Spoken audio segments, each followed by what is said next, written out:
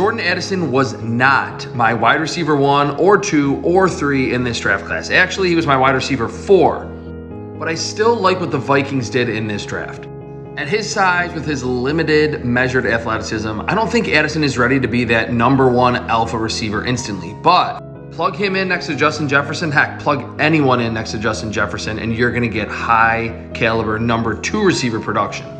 Vikings third round pick, Mekhi Blackmon, was one of my favorite, truly versatile man or zone agitating corners in this class. He's smaller, he's spindly, but he plays bigger, always knows where the football is. I think he's going to be a good player in this Brian Flores defense. I didn't love the next pick, Jay Ward. I would have picked him a little bit later, but I understood it because the Minnesota Vikings secondary was not good last season. Ward can play the middle of the field. He can play in the slot, range from the deep middle. I just want to see him tackle better once he's in the NFL. And the next pick, Jaquelin Roy, was in the first round of many way too early mock drafts last May.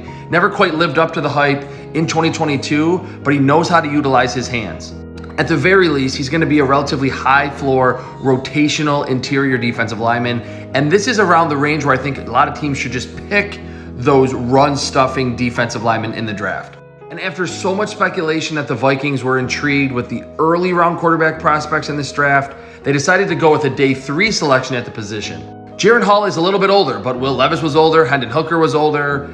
Hall has a quick release, and his mobility, I think, makes him a great fit in this Kevin O'Connell scheme that features a lot of play action and boot action. And my absolute favorite pick for the Vikings in 2023 was 7th round pick, running back DeWayne McBride from UAB. Look, I'm the biggest advocate of teams waiting on the running back position in the draft. That's where you get the best value, and the Vikings certainly got it here.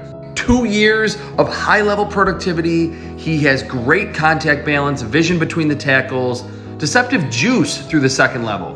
Given the uncertainty of Dalvin Cook, he might not even be on the roster by September and could get moved before the trade deadline. Picking a big back who was a number 1 runner and was crazy productive in college in round 7 was tremendous value for the Vikings.